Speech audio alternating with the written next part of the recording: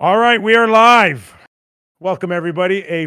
Our first official NHL Trade Deadline show. So what do? I go out there and I recruit. Proven veterans, because that's what you want this time of year, is a proven veteran. Guys that can still bring it, still play. I've got two. We know who the first one is. We don't really care about that right now.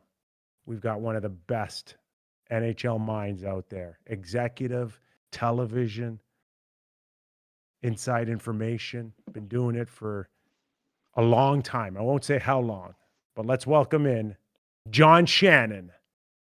This is our Shanna plan for today.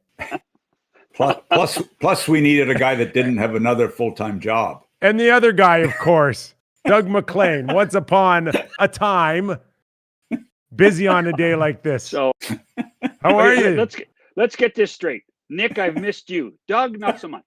Not so much. Not so much. Because you know he's going to come on here and like, I'm tired of him. I just said we couldn't have somebody that was working full. We had to find somebody that we had a little free time to come on with us. I am so tired of him busting my balls, John. So I know. Misery loves company, Nick. That's get ready. Shanny, I didn't wear my skateboard hat today for you. I left my Vans sneakers and my skateboard hat off. But oh boy. Anyway, I just hope I hope your shorts aren't around your butt. That's all. That's the key. John, we know you've been busy in the last little while covering the Edmonton Oilers. I know at some point we're going to drop you. Your choice, not ours, of course, to go do some Edmonton radio and then hopefully get you back. But just a quick one out there right now, guys. And first of all, thanks to all the followers and the listeners and the viewers right now. It's created a little bit of a buzz today. We see the numbers way up. If you haven't subscribed at all, and this is your first time experience the Real Kyper at Noon show, please hit the subscribe button. And more importantly, the like button for Doug Maclean. John Shannon isn't as insecure. He doesn't care about the like button, but we know how our Dougie feels about that. So welcome aboard. We're glad you're around for the next little while. Doug hasn't welcomed every one of the people that are online because every time the number goes up, he gives us a count. You know, it's weird. He used to be like this with the ratings at Sportsnet too. You know, our ratings. Oh my God. I mean, come on, get beyond it. Shanny, who's counting the ratings now there, I wonder? They're not very busy. Obsessed. That in the Florida Panthers attendance. Attendance, yes. Obsessed. Complain about that. Okay. You know the money they have now, though? They have $4,000 a game that they're getting now, I think. When are they going to open it up, I wonder? All right. Enough of ripping each other. We got the next 2 hours to do that. And I'm sure all the listeners and followers will be entertained beyond belief watching you two go at it. But just quickly, thoughts, the last 24 hours, the last 48 hours, again, what are we up to? Maybe 20, 25 transactions so far, a little bit more than we thought in this full season of a pandemic. More action than maybe I would have thought. You know what? For me, there's very, very few surprises. I mean, the names we've heard tossed around the last couple of weeks are the names that made the biggest moves. And I guess when I sit and look at it today, I'd say that the Islanders with Palmieri and Zajac, and the Toronto Maple Leafs look like the two teams that have sort of made significant moves to help their playoff chances. So overall, to me, not a lot of surprises. John, you're getting a sense of teams that know they're not going to make the playoffs, or it's going to take a lot to make the playoffs. They're just trying to save money. And now because this is, everybody's going to lose money this year. And now it's a question, and Doug, you would know this better than most, is that your owner is going to come to you and say, okay, could we try to lose a little? But I think that's a big part of what we're seeing. The Maple Leafs have a lot of money, and they've got one of the guys that rewrote the CBA in 2013 who can manage the LTI, and so they get 3 players for $5 million, where those guys would basically have cost them $13 or $14 million. But they have money to pay and money to spend. Lots of teams. But what about the fact that, you know, you take on cap money, okay? So let's say the Savard deal, and we see half the money stays in Columbus, which would be frustrating to the owner, and half the money goes to Detroit. And Tampa Bay essentially get the player for nothing. You know, I mean, they move it, whatever, to Detroit to compensate. But what about taking on the cap money? Does that not seem odd? That I know it's a new negotiation thing that you have got cap space and you're going to use it. Do they actually pay the money, or is it just the space they use? No, the player still gets paid. No, I understand that, but who actually pays them? I mean, Tampa's going to pay a quarter of his salary. Detroit's going to pay a quarter of his salary, and Columbus is going to pay a half of it. And really, what it does is it sets the price. It was a 4th round pick. It sets the price for what a 4th round pick is worth.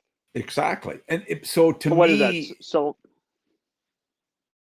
I don't know, 500,000, 250,000. You know, yeah. But but it's also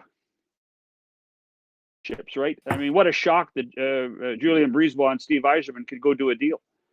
Yeah. Exactly. Well, is this something it's going to be called to the carpet? It's, you know, it's funny. The Rangers end up with some great lottery a fortune, and then they go and kind of change the lottery rules after that. I mean, can we see now a revisit here and say, hold on, boys, this is not what we had intended. Okay. So Tampa Bay now, if I'm not mistaken, an executive told me that they have almost $96 million of cap money used on their roster. Right. A good portion of it is being paid other places, but they now have a $96 million payroll, right? Of cap money. But Bettman's whole thing is he doesn't care. As long as it's still only 50%. I mean, they still only get 50% of the revenue. But it's bizarre to me that halfway through the season, you looked at Tampa Bay and they were at 95 million because they had Kucherov on the LTI. They were at 95 million halfway through the season. Mm-hmm. Toronto were the same thing. But here's the thing. You remember your old buddy Brian Burke was always talking about we should be able to trade cap space. Right. That's what we're doing.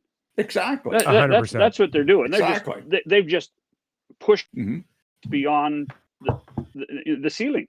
And some so this is the rich get richer. Yeah, and some are in a position. Right. That's my point. The rich get richer. Yeah. But I don't see anything wrong with that when you consider this is a revenue sharing league. You know, the Toronto Maple Leafs paid, you know, pandemic paid $29 or $30 million into revenue sharing. Right. You know, you've got to get something for that. You've got to be able to do something in order to feel that you're in the hockey richest market in the world, other than Montreal, and make a difference. So that perspective, I don't think there's anything wrong with it. Is it a loophole? Sure, it's a loophole, but you have to give these guys a little bit of creativity.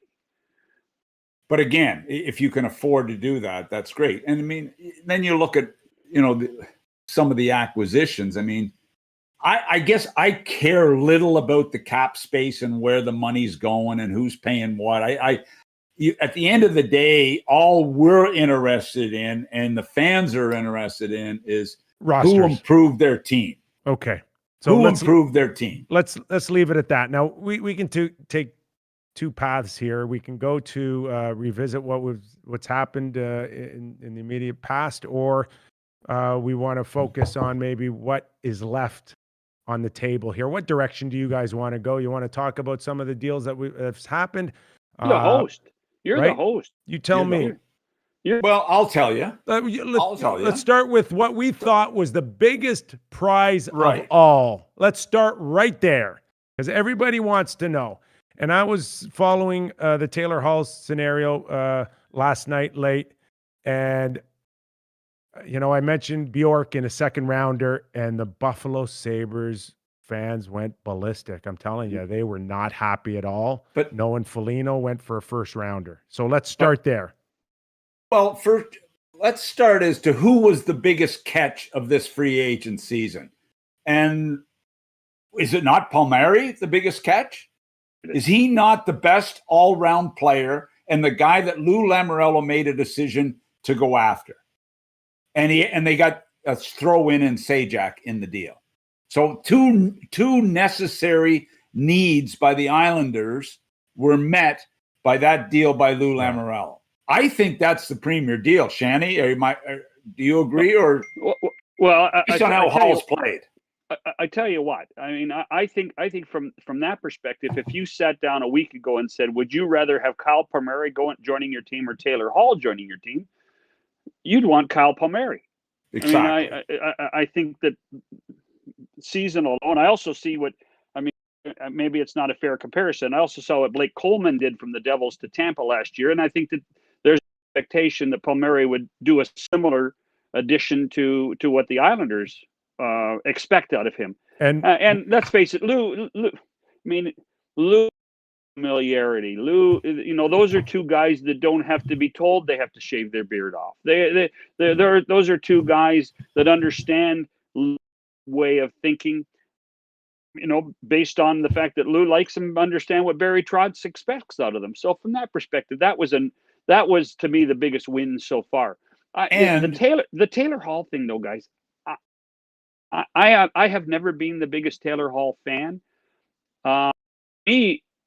For me, desperation in Boston. You lose 8-1 at home to the Caps. Where's your goal scoring gone? You're now in a playoff fight, maybe with the Flyers, certainly with the Raiders, who I think are on the rise. I mean, Boston needed to do something, and I think this is an act of desperation from the Boston Bruins.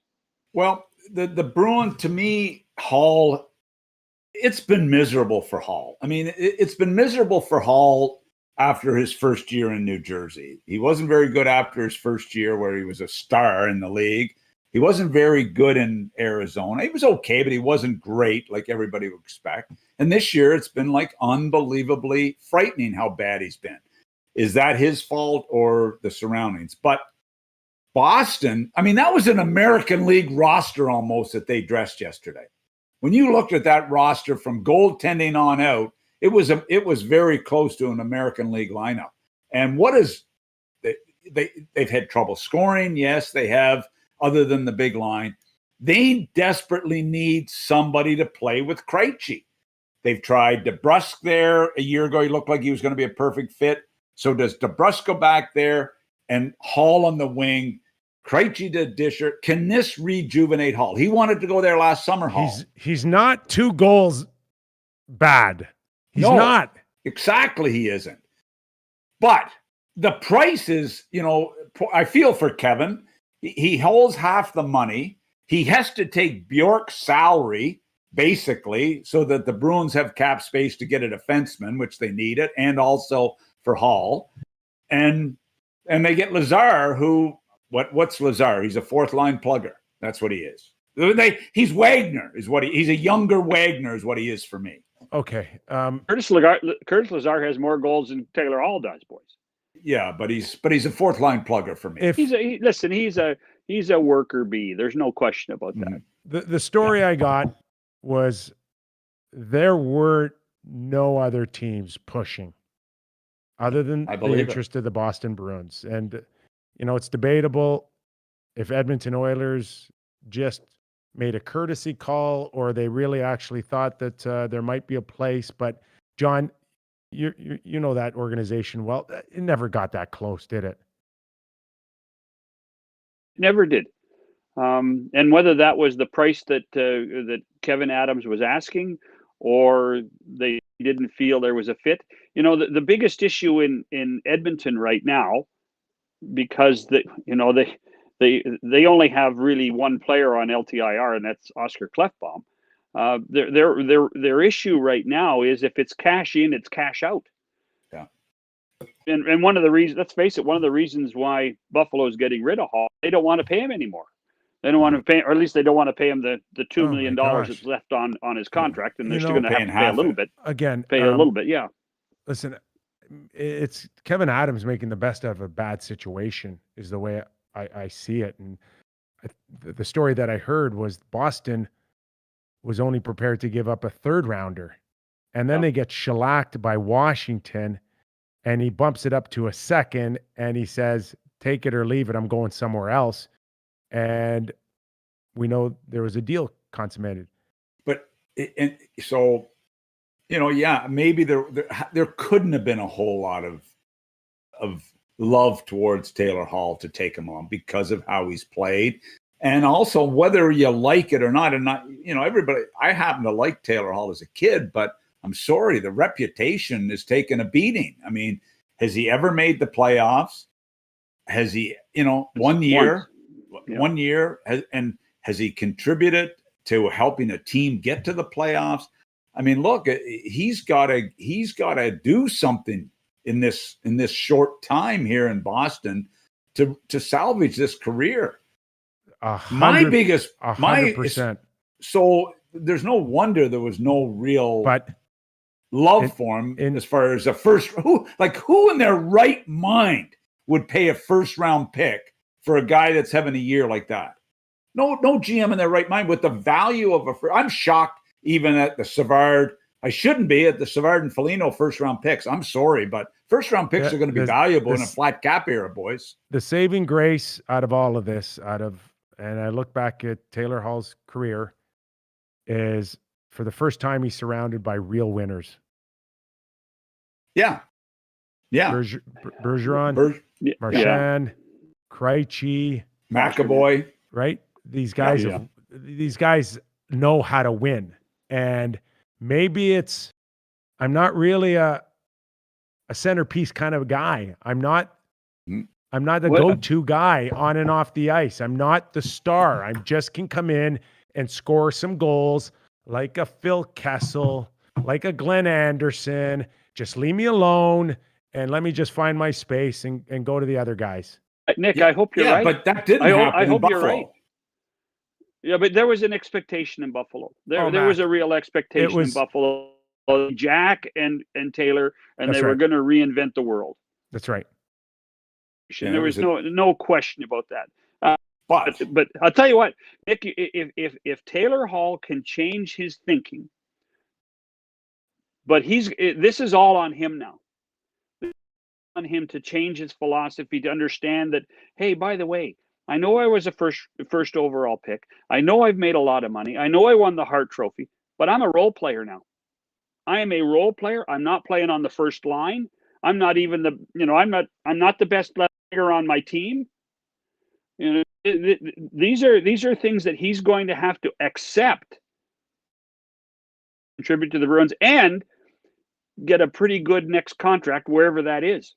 Good luck with him accepting that he's a role player. Like but Doug, surely to God, they're not going to say you're going to be a role player for us. No, we need you to score goals for us. That's what we need. We need you to be a goal scorer. Okay, so you're going to put him on the power play ahead of Marchand? No, but we need him to score goals 5-on-5, and you need him to score goals. He'll get plenty of power play time there. He'll play the second unit, so he'll get plenty of power play time. But he's not a role player there. He's a goddamn goal scorer, and that's what you got to get from him. Listen, that's why they got him. They'll stick Pasternak on with him to get him going. I'm telling you, they're going to do whatever they can to get this guy going. So I mean, it's a good gamble, I guess. Is it? Is it a good gamble for the Bruins? I guess it is. To me, I thought it was either going to be Hoffman or him. That's who I thought it would be. And then St. Louis sort of jump in there.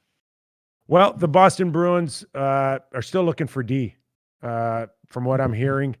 Just on the Mike Riley, guys, this is his fourth team. and you give up a third rounder for a guy that's on 4 teams in the last 4. Everybody's saying what a steal Taylor Hall was. I thought that was an expensive pick for Mike Riley, but they're in a position now where they need some help. Goligoski's a guy that I hear the Boston Bruins are targeting. And Arizona's now, I mean, for the last 3 weeks, Arizona was going to be the Cinderella story, and they were going to squeeze their way into the 4th position in that division. Well, they're not going to. St. Louis is going to be there ahead of them. I wouldn't be surprised if San Jose is ahead of them before the regular season ends. And so another team that is very cash conscious right now has got to find a way to get rid of dollars. And they're going to find a way to get rid of money. And there's going to be a ton of pressure on Bill Armstrong to get rid of more money, I think. Yeah, and I mean the Bruins, and even with the Bruins doing that, are they still going to be in contention in that division? When you look at the Islanders, you look at Washington, I mean, are they going to be in contention there? I mean, Pittsburgh, I think Pittsburgh, people aren't big in love with Carter now, but if the Bruins get, or I should say, if the Pens get, if the goaltending holds up and Carter comes in and can be a third line, plug a hole and get healthy with Zucker and, Kapanen healthy, all of a sudden, and McCann, all of a sudden you got 3 decent lines there and a plugger line.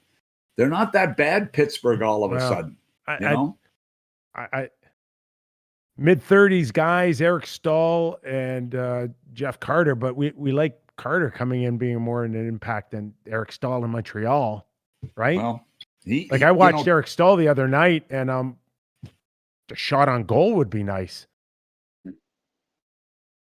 The Carter one's an interesting one. To me, it all goes back to what he brings. It's not as if they need another champion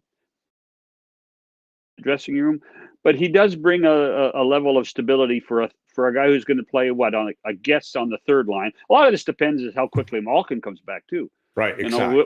Will he be back for the playoffs? You hope he's going to be back for the playoffs. Jeff Carter, that's a gamble I like. That's a like if you think you can win. The one thing I haven't talked about in Boston is tell me what's going on in goal. I mean, Rask is close to coming back. Halak's on the COVID list. I mean, Vladar have been the 2 goalies for the last 2 weeks. Yeah, and that's one of the reasons why they're in a bit of trouble. The quick question. Sure. So Riley goes from Ottawa to Boston. Dorian gets a 3rd-round pick for Riley, and then he picks up Victor Mete on waivers today. Mete actually might play tonight against Winnipeg. Would you rather have Mete or Riley? Well, based on how they played this year, you would say you'd rather have Riley. If you would have said it a year ago, I would have rather had Mete. Yeah. So if I give you, I get Mete for free in theory. Yeah, and a 3rd-round pick. I think I've done okay. I think there's still upside on Mete. There is, so. And so do I. Too much too soon in Montreal. He came out of the gate great, and there were some nights he was playing 18, 20 minutes early, and it was just too much. And look, don't forget they moved Coburn out of there too, Ottawa. A guy that really is for me is basically done. I mean, he's a depth guy for the playoffs, but to me, to move him out and put another puck mover on their back end is a plus. They liked Riley. In Ottawa. He had a good year. Now they're trying to move Goodbranson for another piece. The one thing that is going back to Buffalo for a minute that would be very concerning to me would be the fact that Ullmark is not signed. And word is that he may test free agency. Well, since this guy has come back from his injury and the coaching change, the Sabres have actually played pretty hard. And Ullmark at 30 to 40 saves a night with a .917 save percentage at 26, 27 years of age. Yeah. That's an important guy that they got to get signed. Okay, first of all, every year, I don't care pandemic or not, there's always 1 or 2 teams that on house money ends up looking really good to end the season. Okay. So whatever that is, Well, whatever it's that Allmark means, is what it is. It's Allmark. and good on it. Maybe it helps them sell some more tickets next year on the hope, but a disaster year. But Allmark's at an age now where he's looking for a 3, 4, 5-year deal. He will get it. He will get it. Yeah. The only question is now Buffalo in a position to pay him? And I would think under the circumstances of lack of feel-good stories, why wouldn't you get this done before the trade deadline? Just lock them up. That's my point. Or have they agreed?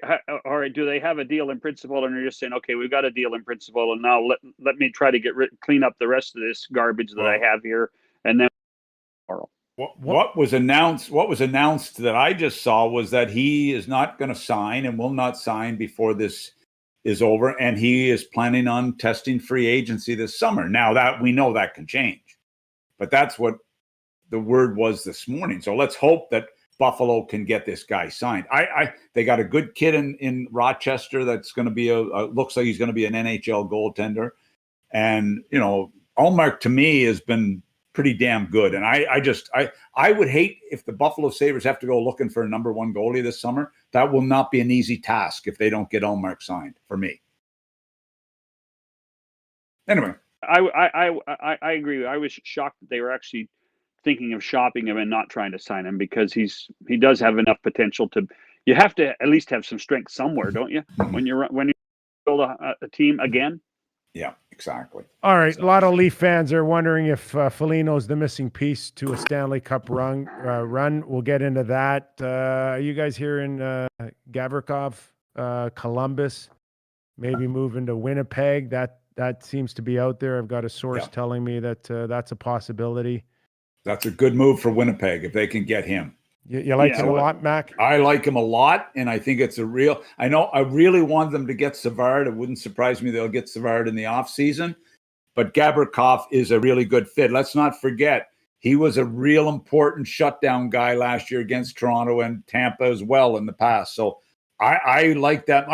We've said many times Winnipeg needed a defenseman desperately bad to compete with the Leafs and Edmonton and whoever in the North.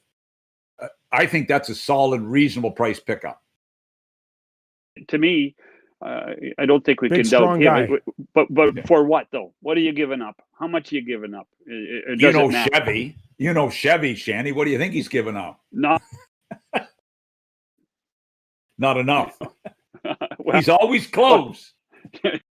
Yeah. Listen, at the end of the day, they're going to need something. They want to shut down and come through the North and beat a team that we're going to talk about right now, the Toronto Maple Leafs. Somebody's going to have to shut down Matthews and Marner. Somebody's going to have to get in their way. Yeah, and I'm telling you, that's the biggest issue with. I mean, that's why David Savard was supposed to end up in Winnipeg, and I think that ship that obviously Kevin and Jarmo Kekalainen had earlier. I think they had hoped that would carry over, but I don't think that they were prepared to do the financing and give up what Toronto was prepared to give up for David. Well, Gavrikov would be a cheaper alternative. We agree with that, right? I would think so. A much cheaper. Okay. And plus, Tampa desperately wanted Savard.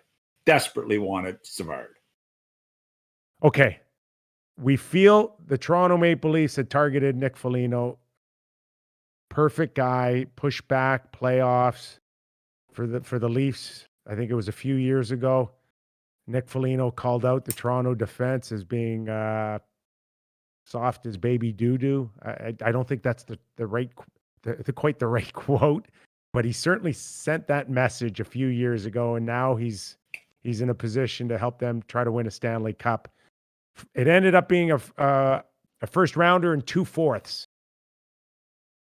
The Leafs cupboard, when it comes to draft picks now, the next year and 2022, a little barer than before, but this is the time, correct?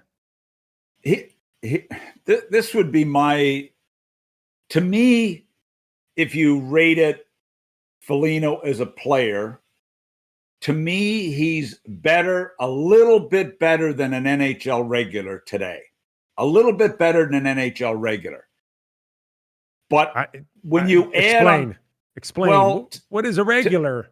You gotta say you've got an NHL regular is rated at a 4, and a top NHL regular is a 5. I got him as a 4.5. Okay, he's not an impact player to 6. He's not a franchise player to 7. So I've got him as an NHL regular, a little better than that. But what he makes up for it in is how hard he plays. He doesn't score a lot. I think he'll score with this top 6. I think he'll chip in some important goals with this top 6. This guy, and he's got balls the size of elephant balls. John, I'm going to get you in here, but this guy could score. He could score 12 goals in 20 games. He can score 0 in 20 games. Yeah. He is streaky. But now, John, correct me if I'm wrong. Mac, but you just said top 6. Is this not a trade that I didn't hear you, Shanny. Shanny cut out there. What did he say? Said top 6. Yeah, he shouldn't be, but that's where he'll probably play. Leaf fans want to see this guy light it up with Tavares and Nylander. Exactly. That's what they want. You guys are the experts. I'm just happy to be here. I don't. Tavares has played his best hockey. Yes, I know. John Tavares has played his best hockey with Nylander and Galchenyuk. His best hockey is a Maple Leaf. Why you would even want to touch that chemistry when Nylander comes off the COVID list? John, I disagree. Well, that's fine. You can disagree, but see, to me, where Nick fits in is, on the third line. I would put him on the third line. Create the one thing the Maple Leafs. It's funny. Winnipeg is always talking about we need depth to work against the Maple Leaf forwards. Well, Winnipeg has the deepest forward group in hockey league, in my opinion, and so that's what I think the Maple Leafs are trying to match up. They're trying to create some depth situations. I think in the end, with the Foligno acquisition, it probably takes Wayne Simmons out of the market. So it takes Wayne Simmons out of the lineup more than it does. Oh, it takes Thornton out of the lineup for me. I was actually told yesterday Simmons more than Thornton. So, but here's the thing. Like, you think back to the World Championship, and Darren Millard just brought this to my attention. He said, let's not forget, Foligno played with Matthews at the World Championship, and Matthews had a hell of a World Tourney with Foligno on his wing. So is there or does Galchenyuk move up there with how he's played? But there seems to be, they think he may fit into the top 6. I don't have him as a top 6 forward. I'm with Shanny, but they may put him there and try him there. And they paid a first and 2 fourths for him. You typically don't pay a first and 2 fourths for a third line guy. But what is clear is that they've really covered themselves because they love throwing out that he can play anywhere in the lineup. And that I agree with. But I don't see, I see foot speed maybe being an issue to stay in a top 4 or 5 scenario. I'm with Mac.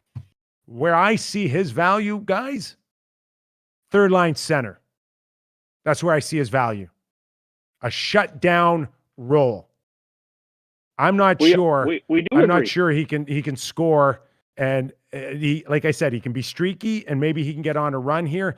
But I see that third line centerman role for him in a shutdown role here that they haven't. So you're replacing Kerfoot then.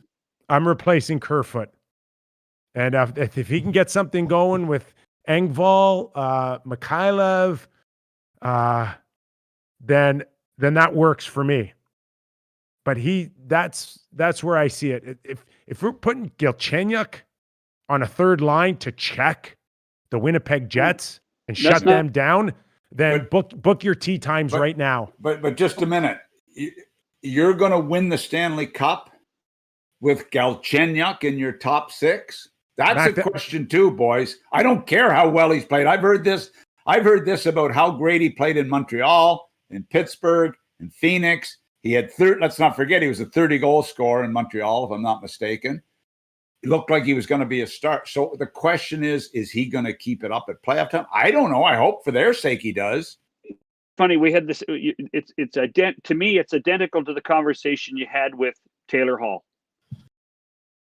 Knowing what his role is with the Boston Bruins, around Bergeron, around Marchand.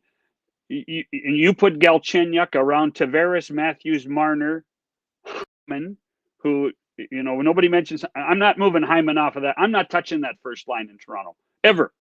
Touching it. But they've touched it all year. Thornton's been there 3/4 of the time. I'm not telling you. You got 16 games. Just stick those guys and let them play together the rest of the year. Yep. So all of a sudden, Galchenyuk, rather than trying to be something he isn't, rather than thinking he's the cock of the walk, all of a sudden he fits in. And all I know is that John Tavares has never, and I'm sorry to repeat myself, I feel like Mac for sure, Tavares has never been better as a Maple Leaf, and it's because he's got Nylander. So where's Thornton? Where's Thornton? You said that you were told yesterday Thornton's going to be the guy. He has been with Matthews and them a lot. Now he's dropped to the third line. He's dropped. So where does Thornton? Thornton fits in on the fourth line with Spezza. Where does he fit in? Yeah, we all got Foligno. We got Thornton on the wing. Well, that's what I mean. Where does he fit in? On the fourth line. With Spezza as a fourth line in the Stanley Cup playoffs? Spezza, Thornton, and who? Simmons is the fourth line? Simmons, I think they choose between Simmons and Foligno in the end. For bodies. Because, Alex hasn't been a disaster. Guys, you got Mikhailov and the younger players that have a ton more speed than all these old guys. All I know, one thing for sure, is that if it's Winnipeg versus Toronto, and you go down the middle, and Austin Matthews is still one of the hottest players in the world going into that series, tell me who gives Toronto the advantage up the middle when you go Scheifele, Pierre-Luc Dubois, and Adam Lowry, and then on the back end, we'll stick Hellebuck to back it right up the middle of the ice. Like where Matthews, Tavares, and Kerfoot against that middle? Pierre-Luc Dubois shut down Austin Matthews last year. Pierre-Luc Dubois did a good job. That, if he does anything like he did last season, that's where it's going to get really tricky for the Leafs.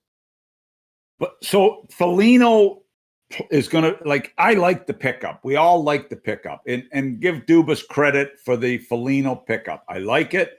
It's going to be very interesting where he fits in. Is he going to be a third line guy? Is he going to move up and down? Hyman's been on the first line. He's been on the third line. He's been on the first line. He's been on the third line. So it'll be interesting to see. All I know is Matthews right now, with all due respect to Connor McDavid, these two guys are dominating. I thought Matthews was going to be a real good player in the league. I'm sorry. I didn't think he was going to be a superstar with the shot selection this guy has got. Did you miss his first game of his career? Did you miss that? We all saw lots of guys score. I mean, not a lot of guys, but lots of guys score in their first game and don't score again. He has been so. I didn't expect him to be this good this fast. I'm sorry. Maybe you two geniuses did, but I didn't expect him to be. I've watched him grow the last few years, but I'm telling you right now, he's playing at another level. John, Foligno's a nice pickup. John, that's you didn't scouting see report, Mac. After his fourth goal in his first NHL game. We thought he'd be a 20-goal scorer, right? Yeah, before the All-Star break. Is he better than Connor McDavid, Shanny?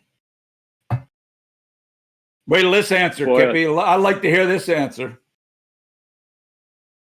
You're the host now. I didn't hear him. He went mute. John, you're coming in and out a little bit, but his answer was no. Oh, okay. That's a tricky one. Okay. I have to compete with Mac. I have to come in loud. All right, John. Did we talk about Kulikov in Edmonton? Oilers get Dmitry Kulikov from New Jersey for a conditional third round. It becomes a fourth round. It becomes the third round if they get to the second round of the playoffs. So, are they still shopping? Is Ken Holland in a position where he wants to challenge the Toronto Maple Leafs out of the North? I think he wants to be very conservative in doing what he's trying to do without compromising what he needs to do in the offseason. One of the biggest challenges Kenny has to do, I think, is to try to convince the whole market. You know, you want to be good for 10 years, not for 1 year. And there's a really competitive hockey town, and there's an impatience, a tremendous impatience, because it's been a long time.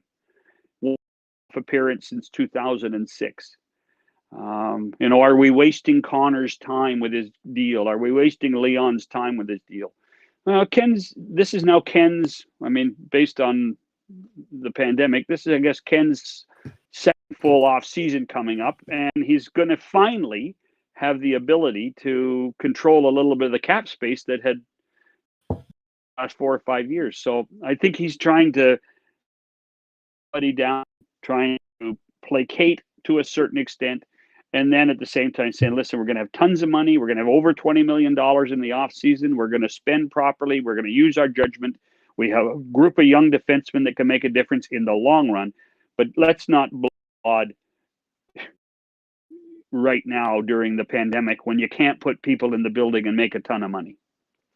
So they're going to have 20 million minus if they sign Nugent Hopkins. Are they going to sign Ryan Nugent Hopkins?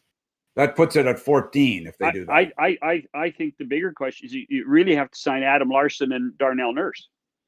Exactly. So that becomes the real challenge. Is Nurse in a position now to eat up almost half of it? Is he Exactly. Norris-like? Is he, I want my 8 or 9 million a year? And then you haven't even started talking about a goaltender yet, which is going to eat up some. I think Kenny would sit here and say, well, now you're using my rationale as not to overspend now. Yeah. I got things that I have to put in place. It's not overspend. My question is, of the 20 million, how much is he going to have to change his team when if he's going to sign Nugent Hopkins, if he's got to set aside money for Nurse long term, and he's got to get the other defenseman signed, and he's got to find a goaltender, that pretty well eats up your 20. You may be right, Doug. You know, right? Which is tough. You may be right. It seems like that's with everybody's got that problem. It seems. Yep. Yeah. Okay, let's guarantee that that's still not with the guarantee that there are people in the building next year. Yeah, exactly. Let's keep it in Alberta and the Calgary Flames. I look at a third rounder for David Riddick to Toronto, and I think if I'm Brad Treliving, I did pretty good here. I am not a Riddick fan. If the Leafs get to Riddick in the playoffs, they're in big trouble. It's kind of a strange scenario that you need to give up a third rounder for a guy that won't dress for you and sits in the stands as an insurance policy. What did they pay for Dubnyk in Colorado? Did they pay that much? No, they did not. There may have been a couple of pieces in there, Mac, but I want to say offhand, we'll look it up, but I want to say a fifth maybe. Yeah. I mean, your thoughts on a that's third all rounder. He is an insurance it's policy. 2021 fifth and defenseman Greg Patronin. No, Pattern. Pattern. But they needed to get rid of Pattern because they had already acquired. They got Patrick Nemeth back from Detroit. They needed to move a defenseman. They needed the money for that anyway. Yeah. So I mean, if that's the deal, there's a couple of scenarios. One that I heard today was Calgary will blow this up. Oh, well, to blow it up is talking Monahan, Goudreau, Giordano. Somebody mentioned to me one of the reasons Markstrom was let go and not re-signed in Vancouver, there was questions as to could this guy stay healthy? Could this guy stay healthy? Has that ever been discussed out West, Shanny, that you've heard? I mean, we know he's missed time this year. We know he had injury problems, and that's when Demko jumped in last year. He's always been a pretty durable guy, but somebody mentioned to me this morning that Vancouver might have been concerned about that. Mentioned was as if he gets overworked, tired, he tends to wander and create situations where he ends up running into people, and that's exactly what happened earlier in the season when he was out for the 4 or 5 games. Is that when his mind, when he gets physically tired, he also gets mentally tired, and it affects his game. And I think that's the one thing the Canucks did find out. There was somebody from their organization that told me that.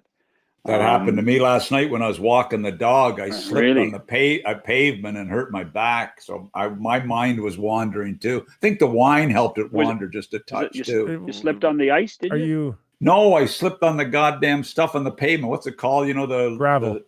No, like the leaves and things, algae or something on the pavement. You're worse than Craig Button in pickleball now. What do you know. guys have a contest? Who could get hurt more?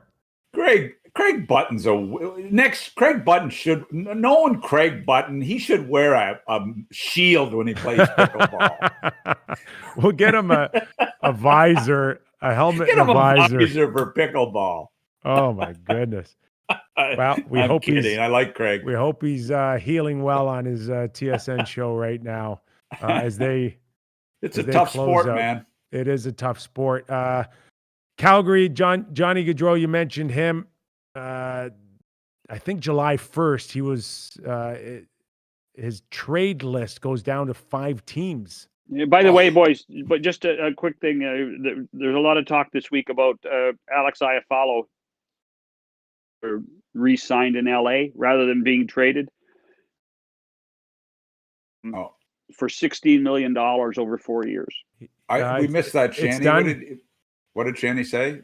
He signed in LA for 16 over 4. Yeah, it's done. Okay. Yep. Pierre LeBron just reported it about 10 minutes ago. Yeah. The official release rather than crediting Pierre LeBron. So just for the record. Sorry. All right, $16 million for Iafallo. A good player, but probably in a normal world could have gotten 5 times 5. When you look at that Dandanov deal. But I would think that knowing that you don't really know what we're going to look at here in UFA, and correct me if I'm wrong, but I think we only had 3 or 4 deals last year that went 4 years and beyond. And I'm thinking Pietrangelo. I'm thinking Torrey Krug offhand. Maybe one more, and Toffoli. That was it, guys. What did Tanev get in Pittsburgh? Was that last year? Or was that 2 years ago? No. Tanev last year was 6 times 4, I think, as well. So right, 6 years times many. $4 million. No, I'm sorry. It was it was not 6. No, he didn't get $6 million. 6 years. 6 years at $4 million, wasn't it? Okay, boys, that's my phone. It's the hotline. John, be well. Do us proud. Did he go? Did he just leave? He is gone. He's gone. Yeah. But he's going to stay in our screen. He's going to stay in our video while he's doing his show, I guess. Good. I'm glad. that will add for some good comedy here. Can we knock him out of the picture now while he's doing that? Yes, I will knock him out of the picture. John was fantastic. There is Teddy Roosevelt right there. Look, that's Teddy Roosevelt in the White House. Look at that picture. Big thumbs up. I love it. Matt, it wouldn't surprise you to know for sure that if Calgary does make some major changes, they got to start at the top, right? Well, start at the top as far as players or management? Yeah, as far as their high end players. That's where the finger gets pointed. Hey, listen, as far as the top in terms of management, there's a lot of people believe that, Brad Treliving will have a hard time, making it back to regroup this team. I don't know if you think that sounds right, if it's fair, or can he take Can he survive? Can he survive this? Well, Daryl's got the, it depends what Daryl wants to do to a degree as well. I mean, Daryl was a general manager for a long time. Is he gonna want to do that? I can't imagine Daryl wants to do it, but I guarantee you he's going to be heavily involved. If Brad survives, he'll be heavily involved with Brad in player personnel decisions. I've got to believe that. Yeah. But look, there's a few. I was just going to say, Mac, there's a few that suggested that Craig Conroy could be in a situation to be the next guy if they make a change. Well, yeah, I don't know. Yeah. I know Craig a little bit. I mean, he's been an assistant for a while. I mean, he's a good, solid guy, I'm sure. So, look, I like Brad, and I hope he survives. But this is a tough time. Giordano is there. He's got another year or two. He should finish his career there. Yeah. But look, for me, it starts with Monahan and Goudreau, but they've got to figure out this back end. I mean, they need somebody. If Giordano's going to be in your top pair, you need somebody. I like Anderson. I like Valimaki, but they're not ready. They're not ready. Too soon, right? They're not ready to be the right-hand guy. Tanev is there. You like Tanev, but they still need a number 1-2 defenseman. In my opinion, a number 1-2 defenseman to take this team to a level that will be accepeptable. And that was, it was a 4-year deal, Mac, at $18 million, a little over $4 million on the Tanev deal. Yeah. Okay. Calgary, 4 years at 4.5 or something. Yeah. 4.25, if I'm not mistaken. But to my point, though, that, full circle here, Iafallo gets his 4-year deal. Term is always going to be a challenge from here on in, and a flat cap, Mac, for the next 3, 4, 5 years. Yeah. So, all right, where do you want to jump to? What else you like to talk about in terms of what's going on out there? You want to talk? I think Joe has something he wants to chime in on. I was going to say maybe we should look at Tampa Bay and what they did with the Savard acquisition. But go ahead, Joe.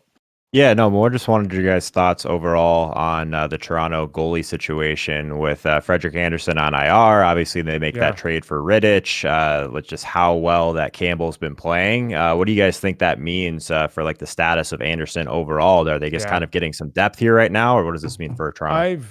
I said this a while ago, Mac, that the moment I saw Jack Campbell in, he was the guy. And not necessarily when they brought him over, but they were grooming him to take over, and that's where it's heading, and that's their best case scenario. And they watch and say goodbye to Frederik Andersen. All David Riddick did for the Toronto Maple Leafs is cover Kyle Dubas's ass. So if in fact they lose, that was taken care of, that no one can come back and say you never did anything about your goaltending situation. I'm not a Riddick fan. Can he come in and win? Yeah, he's done it before. I mean, he's shown he can be a good NHL goaltender, and that still may be the case. But I probably would have gone to 2 or 3 different places before I got into the headspace of David Riddick after a horrific season in Calgary. The Jack Campbell has been spectacular. We've seen guys have runs of 10 to 12 games before. The playoffs are a whole different story with pressure. You like to see Campbell be able to run with it. Hopefully he can run with it. But this is a short window to go into a playoff with a guy that has played 10 or 12 wins. he has been real good. He deserves all the credit in the world. But you're going into a playoff and you're going against Carey Price, Hellebuck, or whoever, and your goaltender has never had a run at playoff time. That's a little unnerving, and I hope Jack can do it. He certainly has shown that he can do it in the regular season. And plus, with the game breakers they have up front, it's a little better. Like the other night, he gives up, what was it against Ottawa? Was it 6-5 or 7-6 in the Ottawa game? 6-5 final. I think he gave up 5 for the first time. He gave up 4 for the first time. And he's been good. He's been very good. So, but you're going against Price. We don't know what Price is going to be. Everybody says he's the best in the world, and everybody loves Hellebuck. You certainly, it's, and the pressure and goaltending in the playoffs is at a whole nother level. Have we got Mr. Shannon back? We do. I'm just getting him ready to bring him back on the show right now. He's with us. John, do you hear us?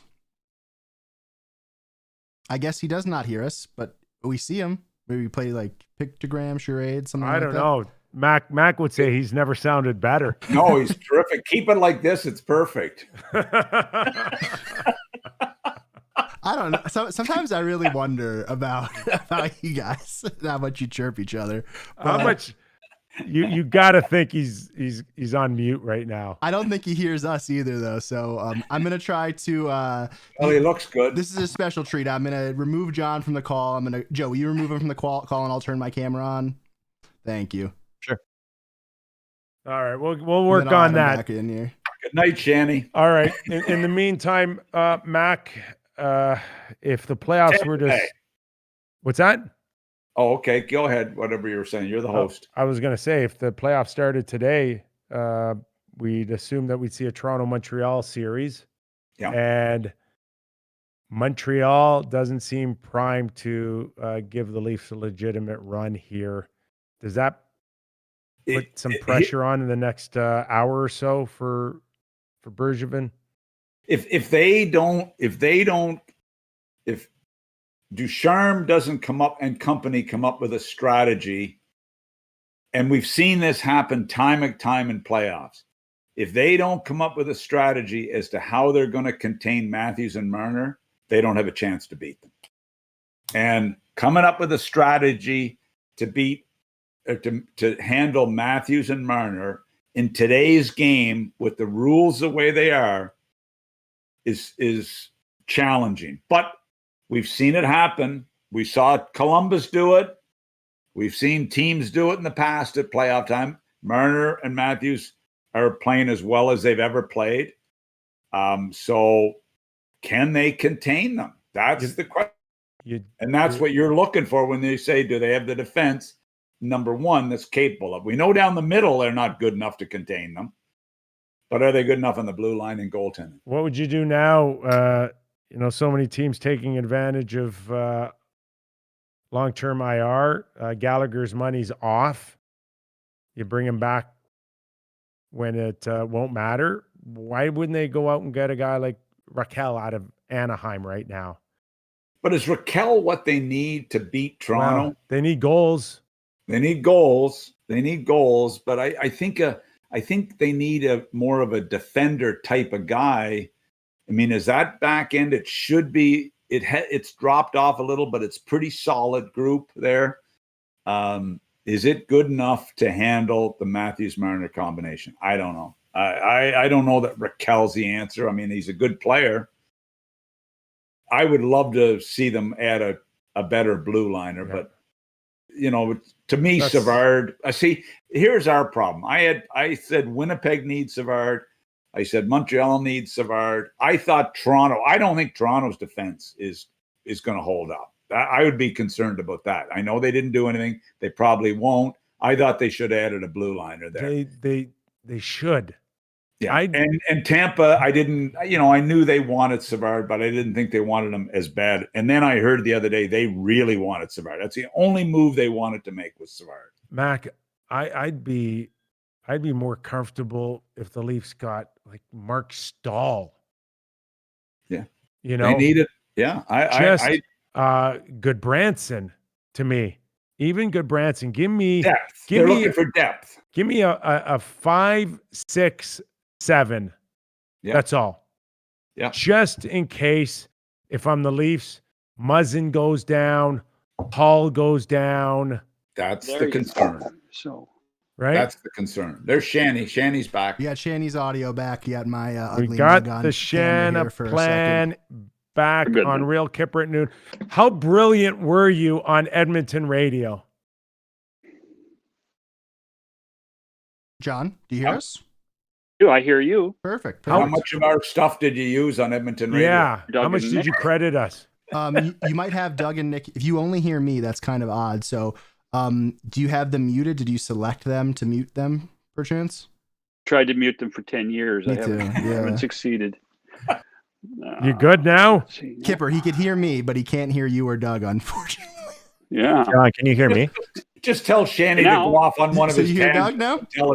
Tell Shanny to go off on one of his tangents and tell us everything he knows.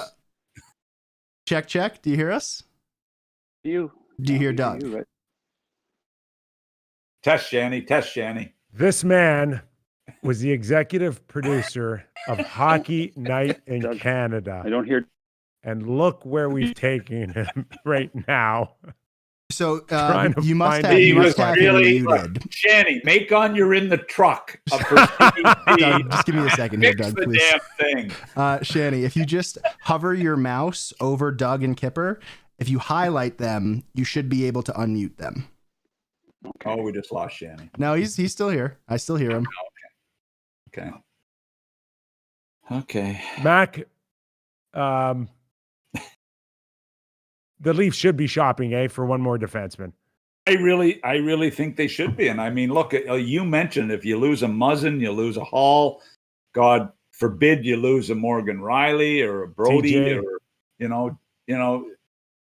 Interesting with Dallas kind of being on the outside looking in. How good are they? How much noise can they make? Would you move Jamie Oleksiak? Mac, been linked to Montreal, with Toronto. I would think that would be a hefty price. I think it's a price. Even as a rental. I think it's a price when you see the prices that people have paid. But Oleksiak, to me, would be a real solid defender to pick up. That can be in your 5. He could be a 4 to 6. You'd rather him be in 5, 6, but he's a big body that can handle people down low. We know it becomes more of a vicious game at playoff time. I just think it's Toronto just to protect themselves like they did with Riddick. I think I'm kind of surprised they haven't moved on that yet. And, they've done, obviously the Foligno pickup was a major focus. Okay, guys, sorry to cut you off here for a second. I'm going to put a little video on the screen for about 30 seconds, get John back in the call, and hopefully we will be good to go. See you soon. All right.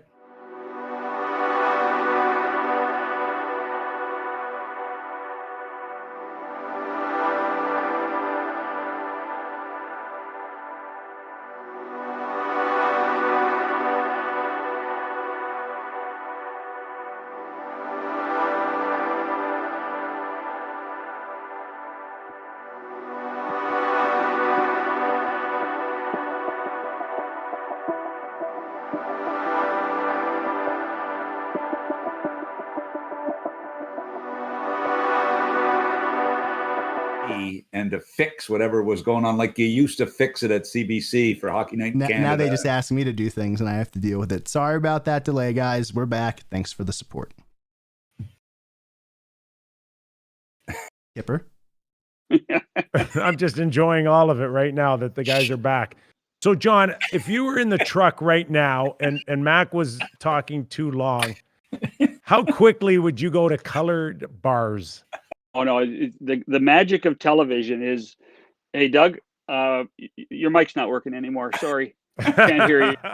That's exactly. You'd hit the button and say, "Oh, something wrong with your mic, Doug. Start again." Shanny, you know what? Shanny did one of the greatest favors of my career.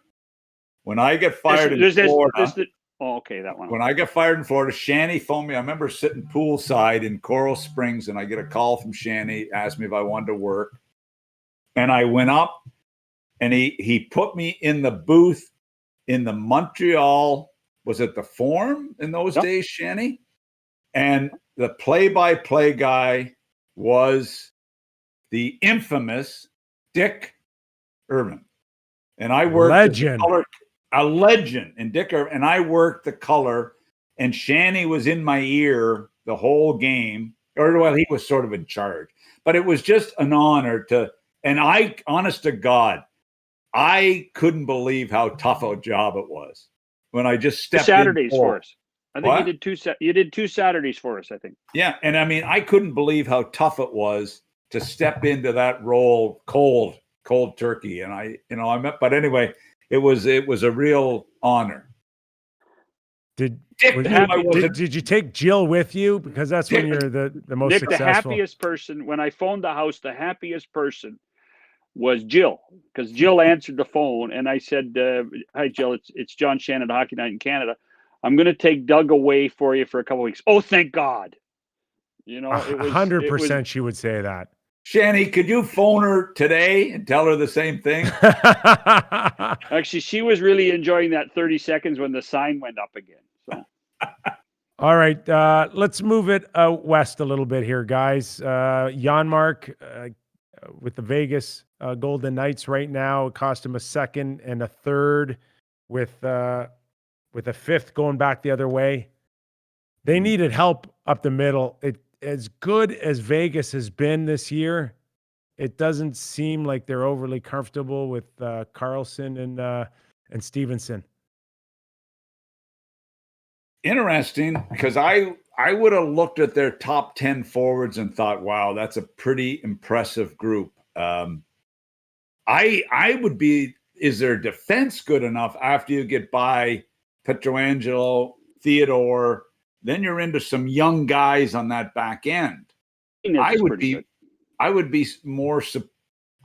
I would be a little. McNabb's a battler, but to me he's not great, but he's a battler.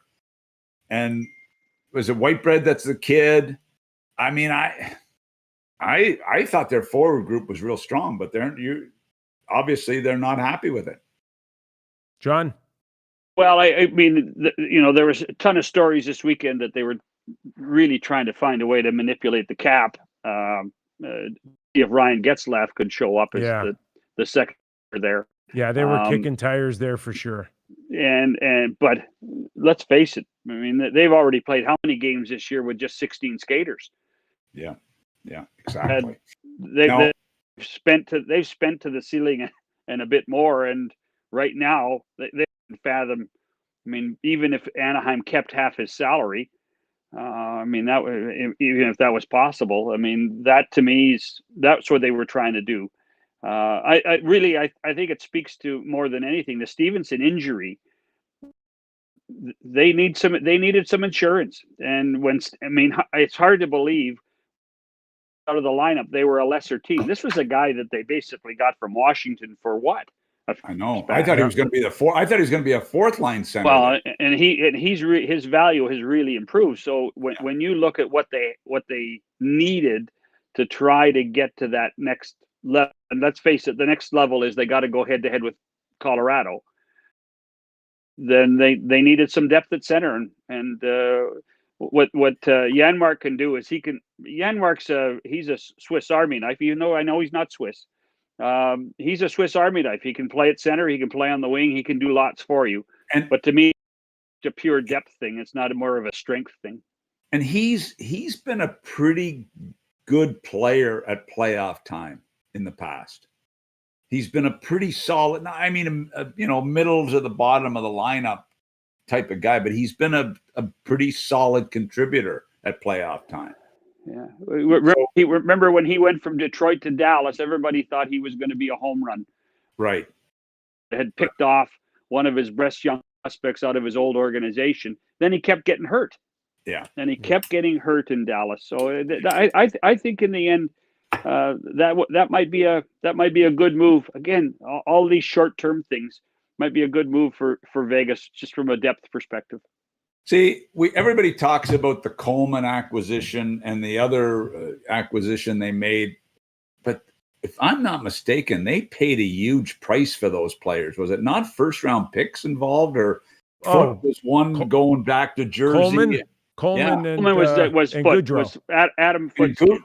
And Goudreau was a big price out of San Jose, I believe.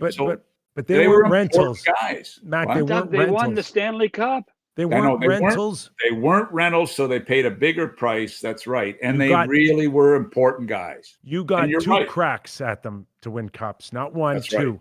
That's and right. that Big was a difference. huge difference.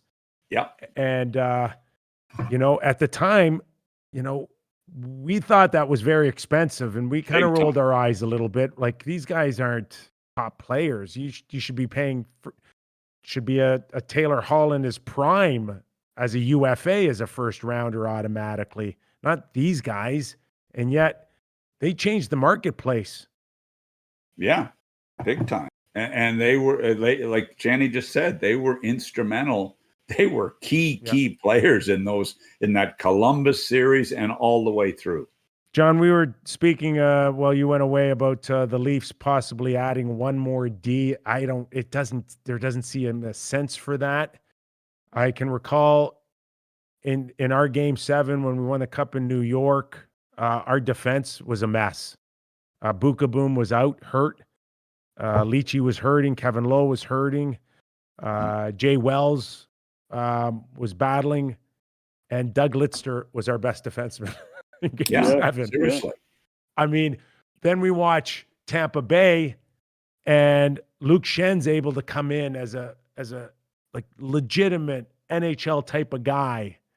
Shattenkirk, of course, was a star in other places. Luke Witkowski had to come in and play for them. So Tampa Bay goes out and gets a home run with Savard, but it's those small little players that end up coming in and helping you out a lot. Well, they end up getting Freddie Claesson. Tampa went and got Freddie Claesson out of San Jose today too.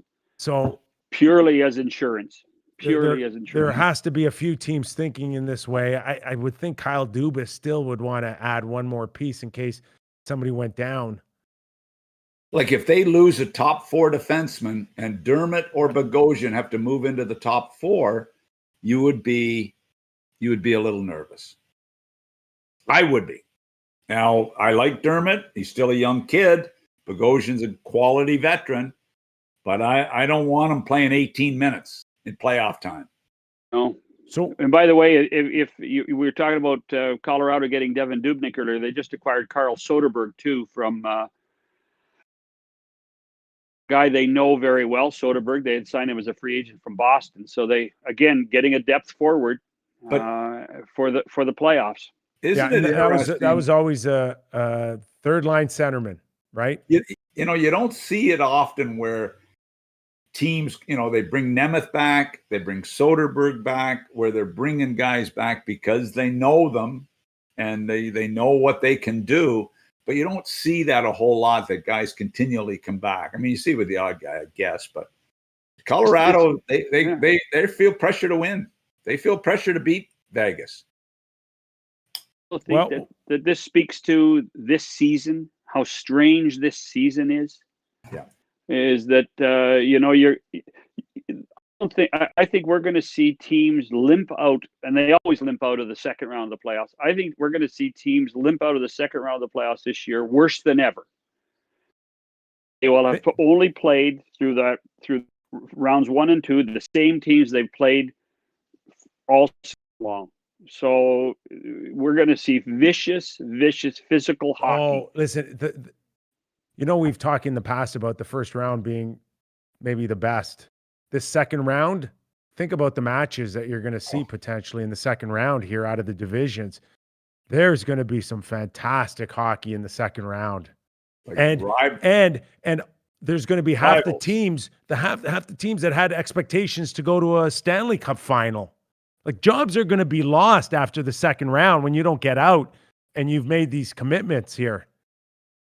Yeah, it's going to be the North to me has been disappointing. I was very excited about the North, and it just hasn't it hasn't grabbed me like I thought it would. Well, I was really excited. Every team's battled, Mac, except the Toronto Maple Leafs. Right. Every team struggled. Yeah, has exactly. struggled.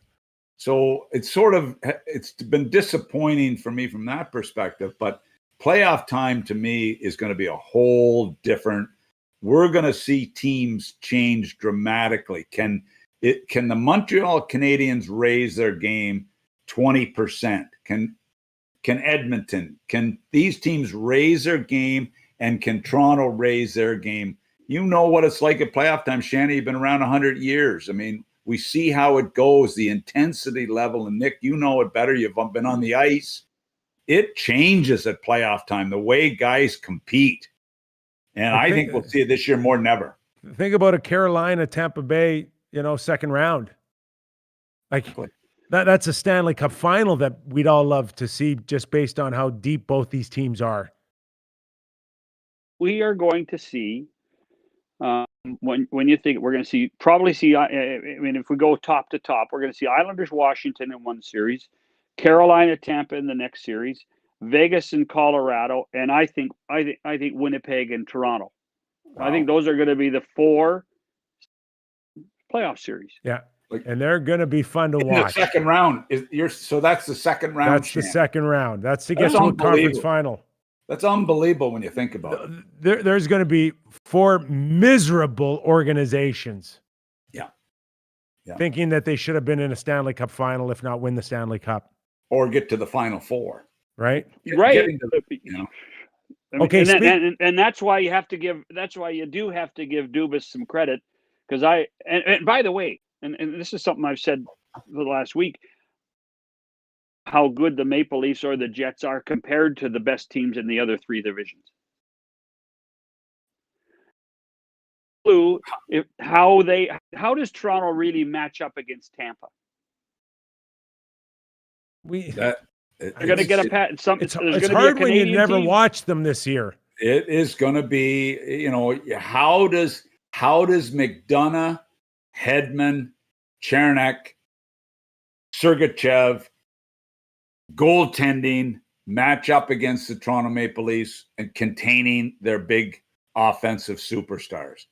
That is going to be, and that would make me nervous going up against that group of defenders. But Toronto is going to be not easy to stop in the North Division, and if they get out of the North, they won't be easy. I mean, they're a pretty talented group, and like you said, the Foligno addition is a plus.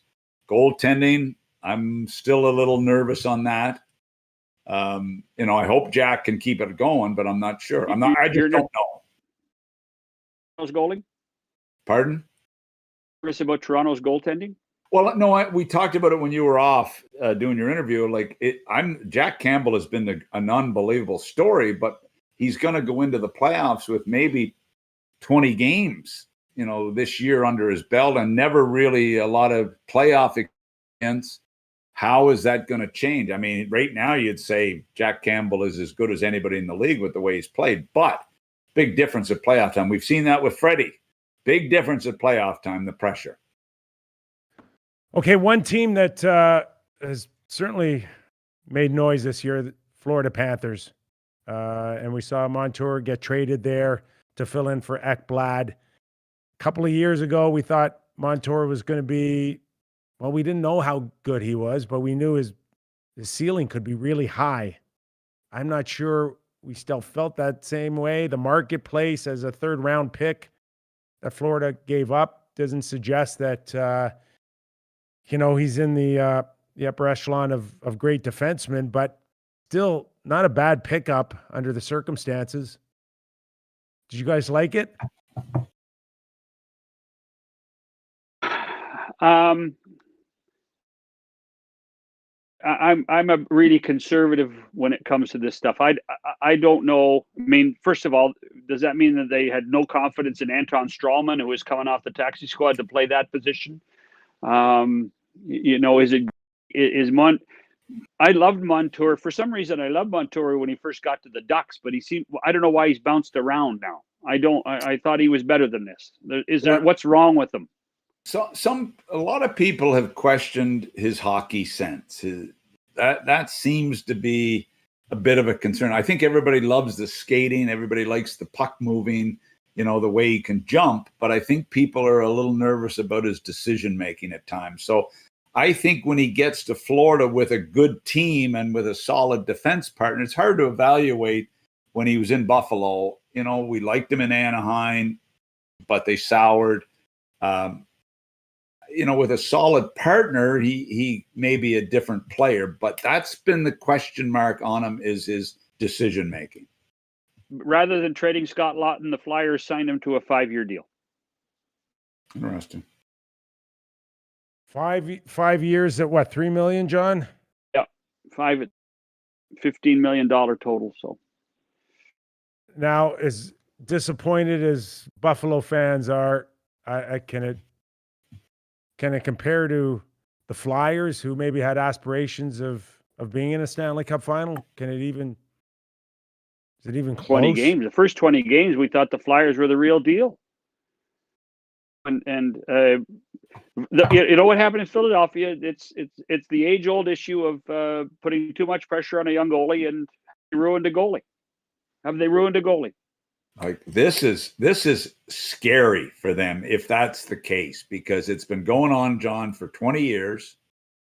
And if they have got to figure out how to get Carter Hart back where he was last year and the first, as you said, the first number of games this year. A young blue line, to be quite honest. Provorov really is their number one guy, and then they go Sanheim, Myers, Braun. They're a little thin on the back end, but this guy, and there's some questions up front. I keep hearing dressing room issues. I keep hearing that there's still some problems with this team to get ironed out, and Chuck's got to figure it out. Chuck's got to figure this out. Pearson's contract in Vancouver, Scott Laughlin's contract at 5 years. It's a long time, man. I don't get it, John. I don't get it in a pandemic. We just talk about how hard it is to get long-term deals, and I mean, I know it's just I don't get the sense of urgency to lock in that long right now. And again, a flat cap that could be flat for the duration of the CBA. The question becomes is what your definition of a reasonable is. $3 million now the definition of a reasonable contract? Oh, I mean, do you expect a player to make $1 a year and to be in your top 9 or top 6? Yeah. If you think you want him to be in your top 6 and you could get him for $3 million, then you've done a good job. So I guess, Shanny, if you're sitting there and you're saying, okay, Scott Laughton, you like Scott Laughton, he plays hard. So he's got 7 goals and 10 assists. Pearson, what did he have? Similar numbers. He gets 3.25 times 3 or so. This guy gets 5 times 3. And I mean, 7 goals, 17 points. What is he? Is he a second line guy? Is he a third line guy? I guess he's a second line guy. Third line, Mac. He's moved up. He third moves line. Up. Yeah. So Pearson to me is a middle 6 guy. Pearson's a third liner too. Yeah. Pearson's a third line guy. So third line guys at $3 million to $3.5 million. Well, it depends what they bring to the table defensively, and can they contribute a little bit offensively. This is the contract that the Leafs were hoping to get Zach Hyman on at the beginning of the year. But listen, they got Kerfoot at 3.5 for what, a couple more years after this? And, it's like Turris. Turris became a third line guy in Nashville at whatever he was, and then Kenny gets him at 1.6. So that changes. That's a decent price for your bottom of the lineup, So John, Hyman might be the best free agent acquisition of the offseason. I say that I think everybody around the hockey world has noticed Zach Hyman this year. I'm telling you right now, They can't afford to lose him. Under normal circumstances, he'd be looking at 7 times 7. He could be in that. He's your ultimate, I think, Swiss Army knife. Hey, I'm telling you something. I think he's a legitimate 25, 30 goal scorer right now. If you're the Buffalo Sabres with the culture, the identity, Eichel, the group they have there, imagine what a Zach Hyman would do for that culture, identity. You're saying in Buffalo? I mean, I'm saying if Buffalo, what could he do to a team like that? He should have Okpozo's contract. That's the problem. Exactly. He needs Okpozo's contract at $6 million. Right. Or would you rather have Zach Hyman or William Nylander? It's pretty easy for me, but I mean, he's one of those guys. Whatever line he's on is your best line. One game 7 in the playoffs. I don't know any hockey guy that wouldn't take Zach Hyman. Yeah, he's been that important to them. He's been that important, and this is a guy that was. I mean, he wasn't signed. He was drafted and wasn't signed by his drafting team, and the Leafs he wouldn't sign in Florida. Right. He didn't sign there. It wasn't they tried to. Yeah, but the only you don't wait if you got a guy like that. Obviously, his numbers weren't very big early on, I guess, at Michigan. But seriously, how do you miss out on that? This is so tricky because money won't be the big factor. The only factor here for Zach Hyman. He loves it in Toronto. He's got family here. He's got businesses. Money's never been an issue for that family growing up. So what discount is he going to take? Here's the tricky part is that you don't want to embarrass him or his family. So there will be some talk of a discount, but not to the point where you embarrass him. I think he's got too much pride in that. Yeah. So even at a discounted price right now, market value, I'm not sure it's going to be enough for the Leafs. Like if he can get to 6.5 with other teams, going to get there. And by the way, don't you think every other team knows exactly the issues that the Leafs have with their big four? Yeah. 100%. People are going to drive the price up 100%. Anyway. All day long, if I want to start gaining some respectability back for the Battle of Ontario, I'm the Ottawa Senators, and I'm giving him over $6 million to come and play here. Yeah, I mean, Ian Connor Brown would be good on that side. Well, when you look at what he brings to, I mean, I'm thinking a little bit Buffalo because of Eichel. How do you get Eichel to re-sign there? Well, Kevin tried to do it with Taylor Hall, didn't work. But if that type of guy was with Eichel on one side and Skinner on the other, all of a sudden, hey, but I mean, he's not going. Toronto somehow, some way will get Hyman done. Mac. I don't know how they can. Okay. Tell me. I know Pridham's a genius with the cap, but he better be on this one. You know pretty much how this roster's shaping up, okay? Like, you've got to go into next season. You're going to lose Freddie Anderson. So you assume that you got to go get another goaltender with some experience with Jack Campbell next year. So you save a little bit of money there. But then you've also got Morgan Riley. So where are you going to put your money? I know. It's going to be tough, but you give Brandon lots of credit, but there's no LTIR in the summertime. You can pay. You can be 10% over, but you can't be that much over. Hey, boys, you know what? It's a challenge. Did we lose him? I'm out of here.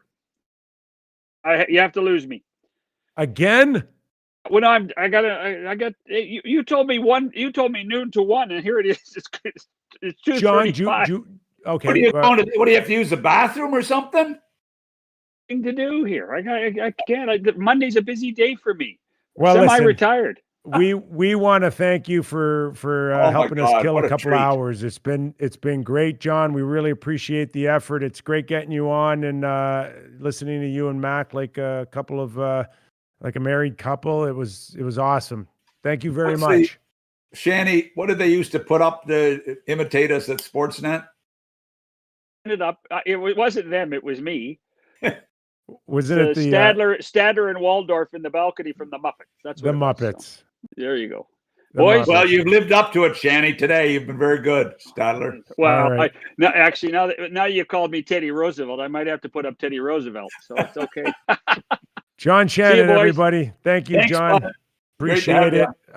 Thanks for watching. We're going to stick around. I think we're going to take it to the top of the hour. So I hope everybody's enjoying the show. Something a little different.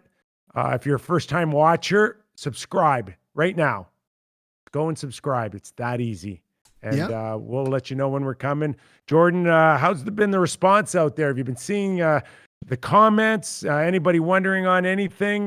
This is a special day. I think we've topped out some big numbers we've never seen before. So keep the comments coming. Jordan, what are your thoughts on today so far? I think it's been honestly like we had a Yoda in chat saying Kyper loves nothing more than the contract negotiation stuff, and it's the same because I love that stuff the most too, and I see your face light up when that sort of thing comes up to conversation. So this sort of show is always going to be great for me. John was great. You could check him out on the Bob McCown podcast. They're pretty often. Yes. Was it once or twice a week? I think it is. Mac watches it all the time. Mac, you tell us when it's on.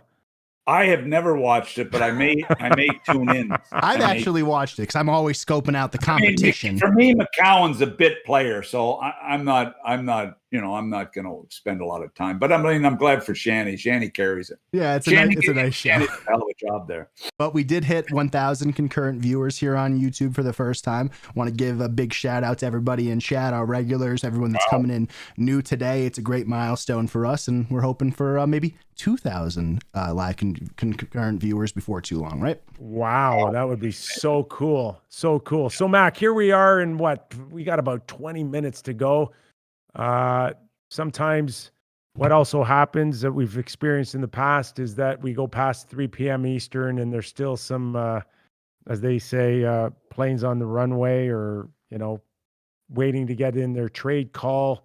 They can hold it well after 3 p.m. where trades still trickle in. But for the most part, Mac, we do believe that there's 23 minutes to go to the 3 p.m. Eastern. Is there any teams out there, Mac, you think have been quiet? Nashville, we thought they were sellers about 2.5 weeks ago. It seems like they're going to kind of hold, but are there some teams that really still need to do something here that you're looking out of the corner of your eye? Well, you know what? You look at a couple of things. You say, well, what about, the Predators? It's one thing to get in the playoffs, but if we get in the playoffs and lose in the first round, it's a disastrous season again for me. And with the way they've stumbled, and now they're battling with Dallas or whoever to get in for that and Chicago for that final playoff spot. A relatively quiet day for them. They decided not to be sellers. Chicago have tried to do a couple of little things. They pick up. They pick up the kid today from Goodette from Vancouver, a skill guy. I kind of like that move for them. Highmore goes there.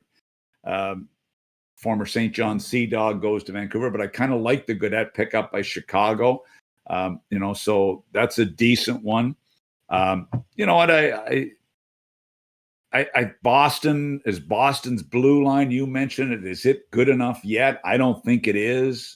Shanny mentioned their goaltending. I mean, surely Halak and Rask could be back, but have they done enough with what they're up against? Pittsburgh had Carter. Is that enough? Look, there's some teams that, like you said, Nick, are going to be in big trouble if they lose in the first round. Big trouble from an ownership fan base. I'll give you one right now. The Washington Capitals. So if you're in the East and you've just watched every contending team underneath you find some ways to change it up. We don't see anything up until this point out of the Washington Capitals, Mac. And what was their one Achilles heel, Mac, going into this season? In net. Goaltending. Yep. Samsonov, future goalie for sure. And they've had some others who can plug up a hole here and there that they've fared well. But are you going to try to win a Stanley Cup with some inexperience? Are you hoping?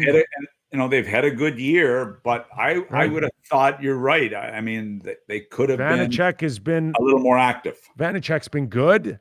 I mean, but don't you want to cover yourself like Kyle Dubas did with Riddick? Now, somebody told me they were kicking tires on Darcy Kemper. Yeah. Well, now, it's that would be a big move, Mac. That would be a significant move, and one I think that they'd have to. And say what you will about Arizona being in the thick of things, they can't be thinking like they've got a chance here. They got to get some pieces here, Mac. Yeah, for sure. So, it has been a little bit. I mean, we were nervous it was going to be a quiet day. We knew the big guys would move that have been talked about for the last 2 weeks. But you mentioned the name Goligoski. I mean, does he end up moving? Is he in the pipeline right now to a deal that could be announced before 3 or after 3? I mean, there's some teams that still are gotta be a priority always for playoff teams is adding depth defensemen. How much and goaltending depth. How much better would you feel if you're a Boston Bruin fan if Goligoski ended up on your roster? I'd feel a lot better. They the left side has been a problem for them all year. They've got to fix that if they're going to compete. And look, they expect to win in Boston. This isn't a team that's expected to make the playoffs. They're expected to win. Cassidy's got some. I know he had a big year last year, coach of the year. He's got some serious heat on him this year. So, I got to believe they're trying to do something. But again, it comes back to how much space do they have? I happen to like the Bjork kid. I know he probably, Notre Dame kid. I thought he would be better, but he's still young. But they moved that money out with the Hall acquisition. I thought they'd do a little more than Riley. I really did. Well, there's still plenty of time here. Some talk about Sam Bennett, possibly to the Florida Panthers. Calgary's got to unload, Mac. They still got to find a way to move bodies here. Now there's some word there. Ryan Leslie, I'm reading now. Craig Johnson talking about Florida and Sam Bennett. Is that pretty good pushback for Florida to I like it. Give Tampa Bay a run? I like it as a pushback. And I know what bothers me is he wants out of Calgary, but Calgary will be looking for that type of player this summer. If he moves out, they will be looking for that type of player with Sutter there. Is that a second rounder? I mean, I have not got any details. Yeah. Sam Bennett meeting with Brad Treliving right now, getting the details. But that's a good pickup. I mean, Zito second. Yeah, I mean, I'd like. What would you give up? A lot. I would. I mean, a second. I think you would go a conditional second, depending on. If Florida advance, in the playoffs, you could move it to a second. I just think that he could be a spark for a lot of teams at playoff time, that type of play. Because I'm telling you, we forget because we've watched this flow game going during the regular season. We forget what it gets like. We think back to the Columbus-Toronto series last year. Think back to the Columbus-Vancouver or Tampa Bay series last year. Think back to the other divisions, what it was like. It's a war in the first round out there. And I got to believe it's going to be the very same this year with great goaltending, good defensive play, and unbelievable battles. So Well, and talking to John Shannon earlier in the show, and he's talking about Tavares, and I don't see great hockey out of him right now, Mac. I think he struggles 5-on-5, and the playoffs are nothing but 5-on-5. The power plays, they dry up. If you got 2 or 3 in a game, you got to consider yourself pretty lucky here. And that's just the one thing that I think for Tavares that I've noticed is that it's hard generating chances and shots on goal 5-on-5. It's been a little better in the last 10 days. Put the puck in the net a little bit, but his points per game average is, you got to go back to when he first broke into the league on points per average. That's why he needs a heavy guy playing on his left side. He needs a heavy guy. You can only spread Hyman around to so many spots, but he needs a heavy guy with him. Nylander's skill, Nylander will score, but he needs heaviness on his left side. And that's why I'm saying, they've tried people there with him. I don't know who ends up there, and I know Foligno really is a third-line guy, but I would not be surprised if they try to. They've tried Simmons in their top 6. Yeah, they're going to try this guy in their top 6. They're going to try Foligno, and I don't know. He might. This is a smart kid. This is a battler. He can chip in important goals. He still can skate. Foligno can still skate. Yeah.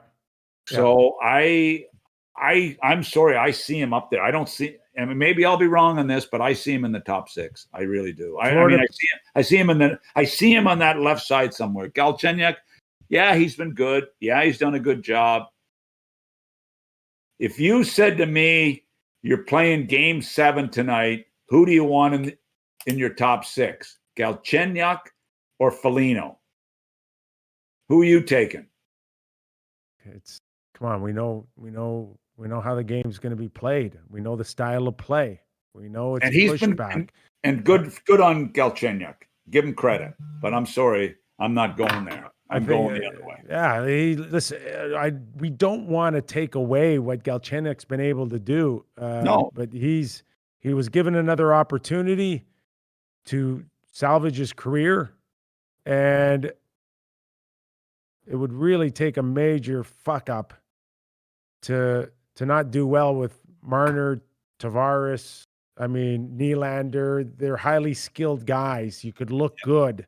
The numbers aren't even that great for him when you consider, the price of talent that he's playing with, but it's been enough to say there is value there. It's a different style in the playoffs. Did you see Tortorella's comments today on Foligno?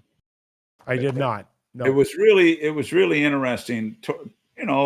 Torts, like him, dislike him, whatever the case may be.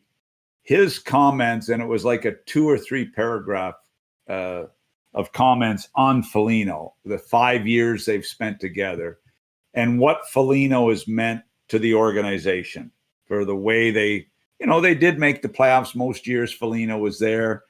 He became a real important guy in that organization and played his ass off for them. And Torts just said, this guy was our captain. This guy was our leader. This guy, and what the players think about him. Kyle was looking for that. And to hear Tortorella talk about Foligno says, let's see what this guy does. I hope he can come in and contribute. You like to see when you make a big move and you pay a big price. Come on, a first-round pick and 2 fourths for a rental for Foligno is a huge price. But and now you factor in win, who cares? Yeah. And just like we spoke moments ago, Mac, the word is it's a second-round pick for Sam Bennett plus a prospect. So we were bang on that value right there. Did that happen? Yes. Okay, that's a good pickup for Florida. Yep, Montreal Canadiens target Eric Goodbranson for a little bit of depth, Mac. I hope it helps Montreal Canadian fans. I don't mind it on a give it a shot, give it a try. I'm not sure if he's just another big body guy who has a little trouble getting from A to B. How much they're going to lean on him, but you needed to shore up that blue line a little bit with Sherratt out of the lineup. Actually, Bennett was, they basically got the equivalent of 2 seconds for Bennett because they picked up the kid that was taken in the second round. Yeah, the prospect. Yeah, so, the prospect was a second round pick. Yeah. So Gustafsson to me is another depth move. He can play, he can play and he can fill in, but he's, if they have some injury problems that, Mete moves out, I'm the one I'm anxious to see that I hope is going to happen before the end of the day is your comments on the kid from the Russian kid moving from Columbus to Winnipeg. Yeah, nothing yet on that. Nothing on that. But I'll be shocked if Winnipeg doesn't do anything, Mac. Yeah, I will be too. Come on. You go trade for Pierre-Luc Dubois, and then you leave your defense a little vulnerable? Come on, Winnipeg. Yeah, I will be a little bit surprised on that if they don't do something. And to me, you see comments, well, Florida have decided to try to upgrade their team because of the way their teams performed. Winnipeg have been close. We saw the disappointment last year going out early to Calgary when they lost Scheifele and lost, Line A in that first round. I mean, don't they have to do some damage this year in the playoffs, the Winnipeg Jets, with the way they've got that loyal fan base? Don't you owe it? And I know you don't want to move top prospects and all this, but I will be surprised if he doesn't do something to that back end. I really, it's a solid back end, but you lose even the loss of Boulier or whatever on the back end. Nathan.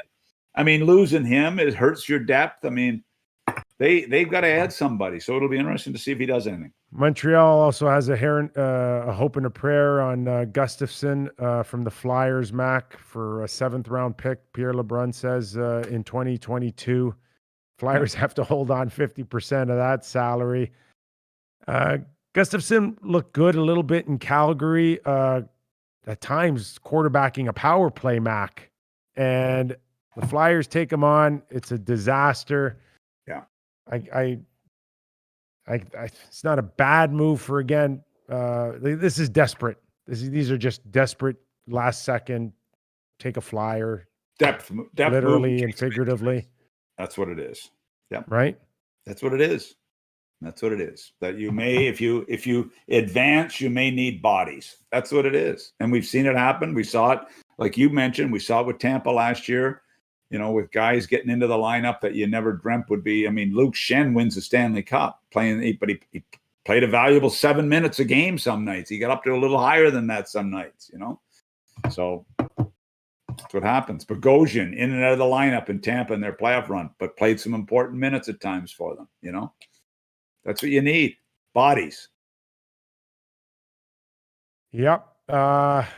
Where else you want to go? Hoffman was a guy that we thought could move, Mac. St. Louis shut the door. It doesn't appear like they're doing anything. Well, he started to make some plays and do some damage at a key time, and all of a sudden, there's a team that you don't want to play in the first round either. If they get in, like imagine if you're Colorado or Vegas, you're sitting there, Minnesota or whoever ends up, you're saying, I want to play Arizona in the first round. That's who I want to play in the first round. And now it looks like you're going to be playing the St. Louis Blues. I wouldn't want to play the St. Louis Blues in the first round. And they haven't had a great year, but you still don't want to play them. It's interesting watching a few teams completely stand pat here. Dallas, to me, is quite interesting. Mac, I don't think they've made a change other than within their organization since the bubble last season. Somebody maybe correct me if I'm wrong, but I don't think I've seen a transaction out of Jim Nill. So I think the hope is here that you get Radulov and you get Tyler Seguin back in maybe a week, 10 days, 2 weeks.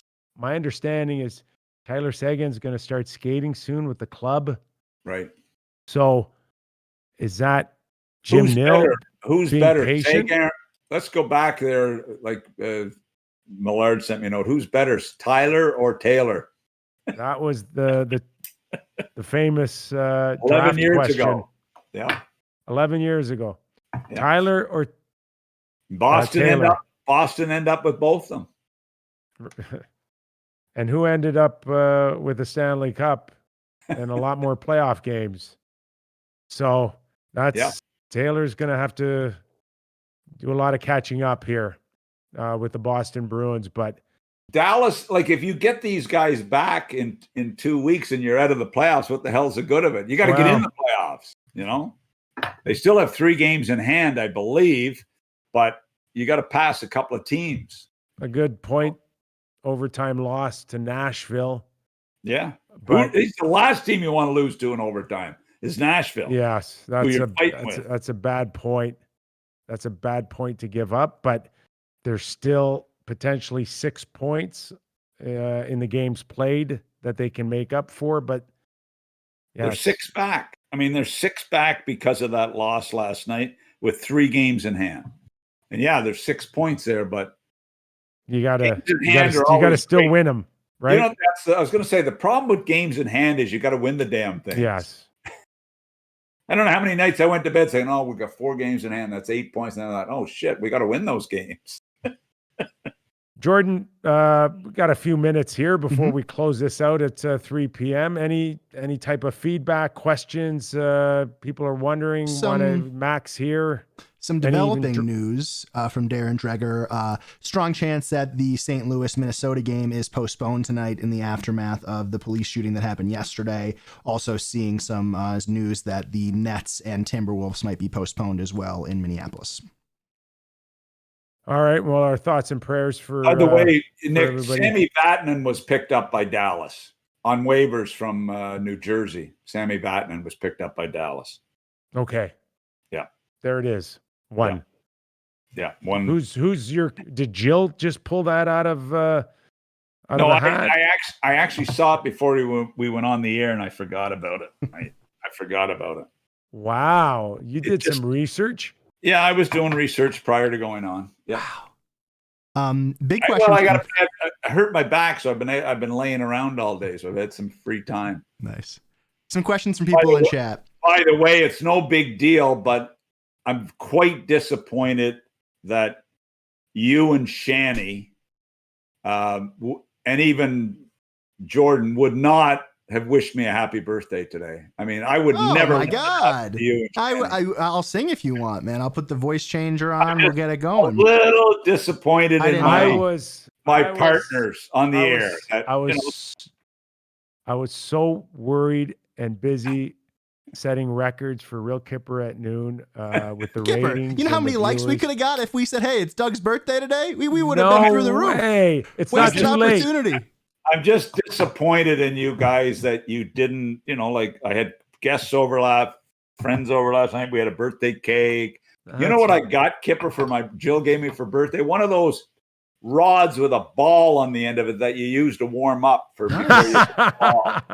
I thought it was a fishing pole she got me, but it's a golf warm-up thing, Hey, if you wanted, I got you an 18-hole round at the Boca Raton Country Club on my friends. I got you, no problem, bud. Okay, just for the record, though, Mac, who was the only one to bring you a cake on your 60th birthday? I know. And you know what? I would have expected on my 65th, I would have got something, but that's okay. Don't worry about it. 5 years ago? Yeah. Yeah. Wow. You don't look a day over 64, bro. Seriously, you're looking great. I know. Well, now does your pension kick in at 65? Like, there's got to be money involved here. Why else would you bring it up? Social Security kicks in. Wow. Now, how do you feel right now? You went for a spill last night. You can't feel that great. Little stiff, but that's okay. I'll bounce back.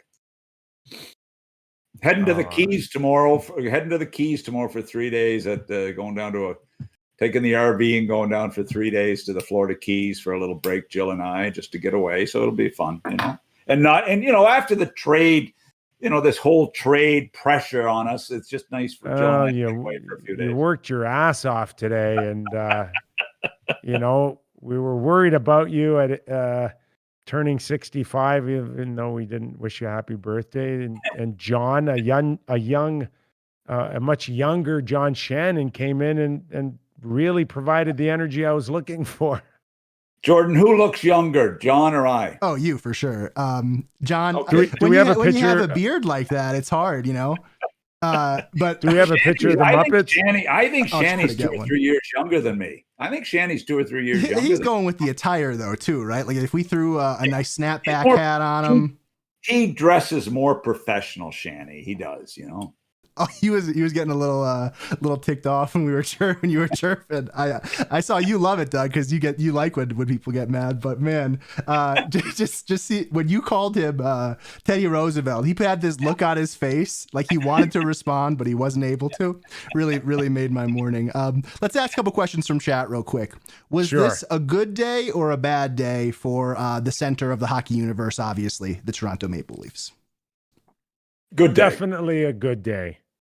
They are as deep as I can recall. I'm a Torontonian. I've been around here a long time. I think they feel like they had a close chance. Whether or not we want to blame Kerry Fraser on a missed high stick on Wayne Gretzky from Doug Gilmour or not, this team appears to be one that's built now for a long run. These moves were to get past a Tampa Bay and into a Stanley Cup final. I'm not sure. I would not bet on the Leafs versus Tampa Bay right now, but they are deeper and they can give Tampa Bay a run depending on who's healthy, who's not, who's hot, who's not. But I can't recall them being a deeper team, and they might be even deeper than the one in the early 90s. Yeah, I think, look, to me, they talked about being tougher to play against. I wasn't overly fussy on the moves this summer. I know Thornton's been okay, filled in. He's a good leader. I like that. Simmons, to me, he's injuries, but he's still been okay. But I think the Foligno one's going to be real interesting to watch. I thought Kyle stepped up and made a big play, paid a big price, but stepped up to help his team. And I liked it. So I think it's a good day for them. It's really a pivotal moment in Kyle Dubas's career because, and I'm not suggesting that he will be fired, but there will be a lot of talk about him not getting the job done and needing to regroup and whether or not he's the right guy if they have an early exit here in the playoffs. That's just the reality of pro sports. Oh, no. And I'm not even sure if a first round dismissal would be an automatic firing. This is a guy that Brendan Shanahan's brought in and helped build, and he believes in. Yeah. Even a first rounder, I'm not guaranteeing that he's gone, but there will be a lot of people wanting him gone in Toronto if he does not get this team to at least a conference final, if not a Stanley Cup final. Yeah, they've got to get out of the North. Anything with what's transpired the last few years, whether it was Babcock or whether it was whoever there, Lou Lamoriello, whoever it was, at the end of the day, they've got to win the Northern Division. That's a lot of pressure. That's a lot of pressure on an organization that you've got to win 2 rounds and get to the 3rd round for a successful year, but they have to. And nothing less than that will be. And so, look, Kyle stepped up and made an effort to help his team. I like it. Okay, last question here if you want. Last question. Yeah, we'll go one more. Is there a team that's going to regret not making a move today as we head towards the playoffs? Okay, let me top that off, Mac. Off the top of your head, give me the 2 biggest winners and the 2 biggest losers in this trade deadline. That up until now.